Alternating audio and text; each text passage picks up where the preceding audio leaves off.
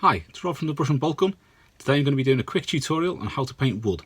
Now I'm going to be using a set of wooden stocks from Black Cat bases, and the wooden parts on it are just smooth metal. So I'm going to be showing you how to paint on the grains on the wood just to get it looking really good. So now the stocks have been sprayed with Citadel Chaos Black.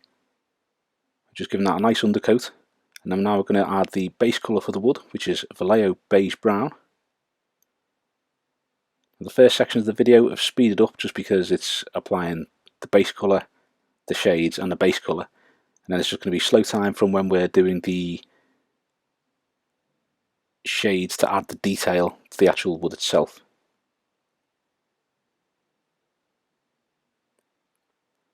So what you're doing here is once you've finished putting on this layer, if it's still a bit streaky, add another layer of the colour that you're using for your brown and just get that as one nice smooth colour. Now we're going to use a little bit of Citadel Leadbelcher. Just going to do the few little metal bits on this.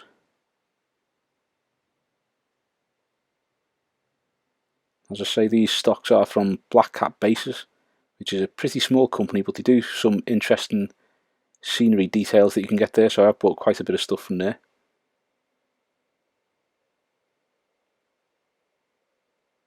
Like so. Now we're going to shade it. We're going to start with Citadel Agrax Earthshade and use that on all of the wood. Now I'm not going to be doing the whole wood just around all the grooves and all the details on it. So you've got the kind of chafes and the cutouts on the vertical, and also the cutouts along the top and bottom edges of those planks at the top. Because all we have to do at the end of that is go over the beige brown. There's not too much point in doing that for this particular model.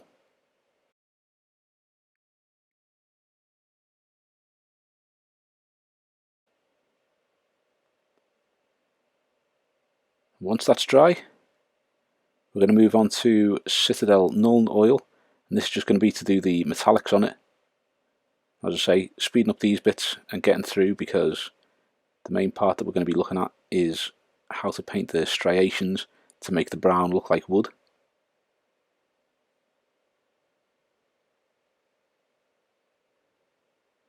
Like so.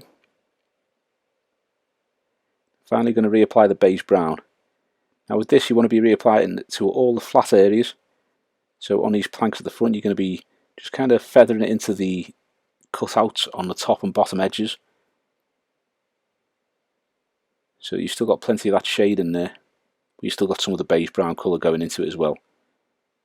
So you don't have to be 100% smooth on this layer, because it is going to be a wood effect on it. So if it's not 100% smooth and you leave a few rough edges, that's not too much of an issue, because that will help out with the wooden look at the end of the video.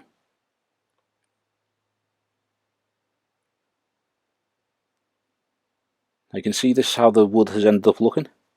It's just a very basic wooden colour, so very brown, nothing else to it really, a little bit of shade in there. And you can see the cutouts have got like a little bit of shade left in. Next we're going to start using Agrax Earthshade to put the striations onto the wood. So to do this you want to be holding the thing that you're painting so that you're doing vertical lines top to bottom. So you're dragging the tip of that brush there. I'm using the Army Painter Wargamer character brush, using Agrax Earthshade on that, and you're just doing very thin striations with the very tip of the brush. It might be you'll have to go over these a couple of times or do a few extra ones just because it is quite pale when it goes on, but the overall effect will look good. We want to be doing these striations pretty much top to bottom.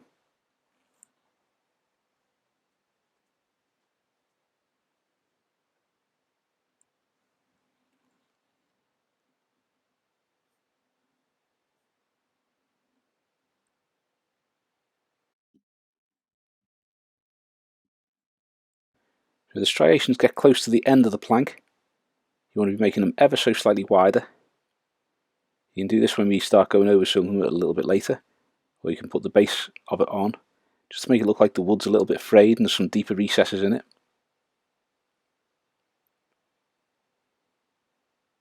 But you're basically coating each length of wood with these striations so that they run from one side to the other. That can be a little bit time consuming to do, but the overall effect is pretty good. You may find that some miniatures with wood on them will have the striations already moulded into the plastic or the resin or the metal, but you'll find a lot of them are just flat surfaces which are made to look like wood, so you can do this on them and make it look like it's a decent bit of wood on there.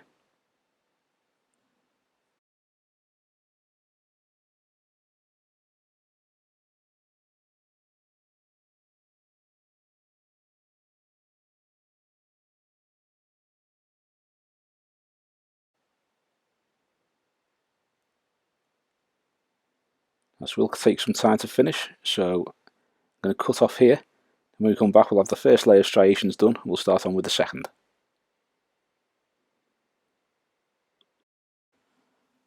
So you can see here we've got the striations running horizontally on the two main planks and running vertically on the vertical plank, the post as it were, and then you've got verticals on these edge parts too. So what we're going to do now is going to continue using Agrax Earthshade. I'm going to make these end parts darker on the top and the bottom of the post. This is the section that we were talking about earlier. We're just going to make those striations slightly wider towards the end of the planks, make them a little bit darker.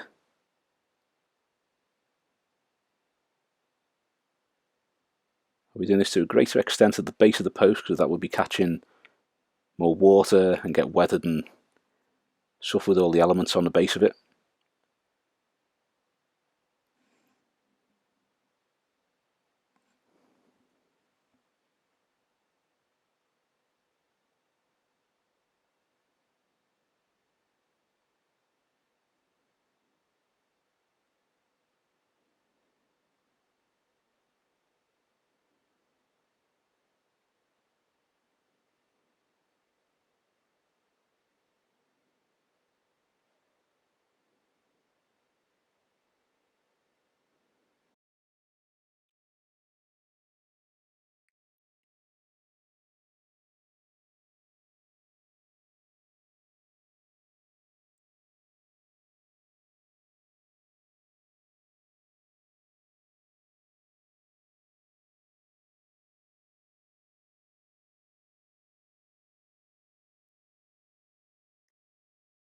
So you can see now that these sections are looking a lot darker.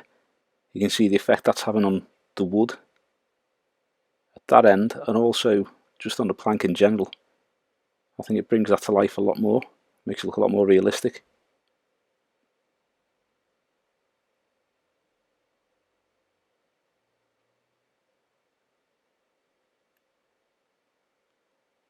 Again, this is using the Army Painter Wargamer character brush to do this. I find it does have a really good point for painting fine lines and fine details.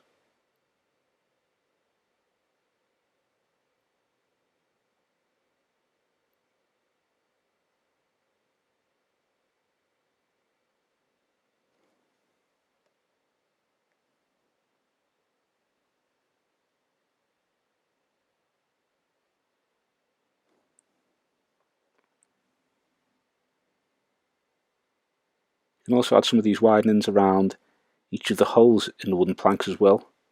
So the wrist and the head holes there, you can do them around the top edges and the sides of them.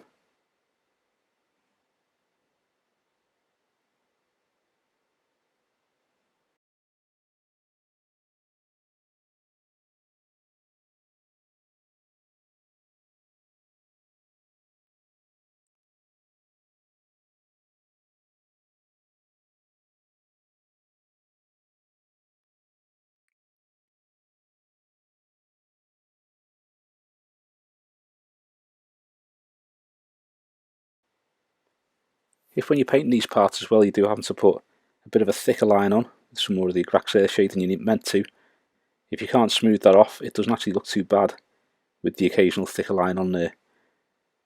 So you can just leave that in there, it makes it look like a little bit of a defect in the wood maybe, a little darkening colour, but it usually looks pretty good when there's a couple of them in there anyway. So we're going to finish off the vertical striations on the post and the horizontal on the back, then we'll come back to the next layer. Now we're using a little bit of Citadel Nuln Oil. We're just going to go on the verticals and around the edges of these posts just to make them stand out a little bit more. You can see the striations in the wood pretty well there. Also the ones on the vertical. Because the vertical post's got a lot more notches in it, it looks a lot darker, which is decent, so it makes the wood look slightly different without actually using any different colours.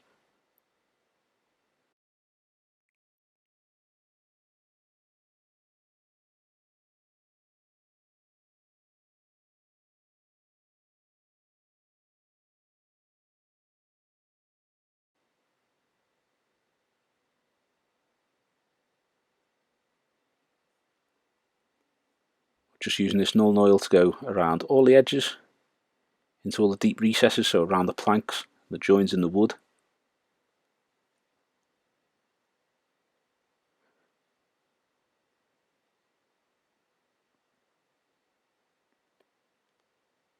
Again, this is using the Army Painter Wargamer character brush again. That does seem to feed in the Nuln Oil quite well into those little recesses. You also want to go around the edge of the vertical post where it joins onto the horizontal post. Just do a really thin, fine black line around there, and that just separates the two pieces.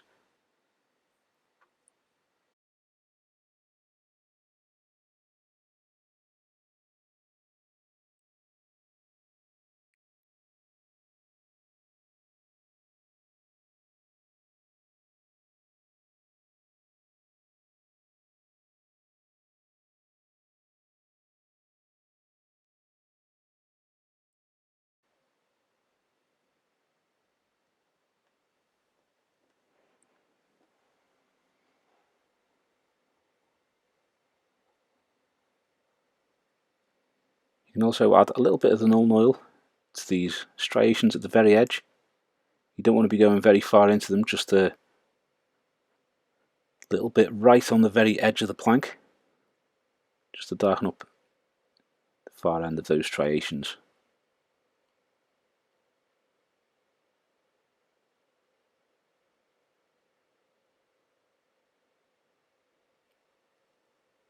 So you can see the overall effect on what is essentially a flat piece of metal.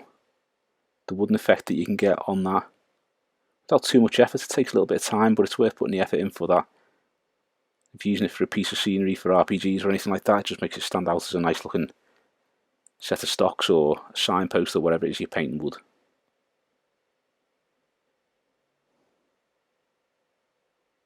Like so. Thanks for watching. I hope you've enjoyed the video, and if you have, please give it a thumbs up and subscribe to the channel so you don't miss any future content. Also, think about subscribing to some of our other social media linked below. Thanks very much.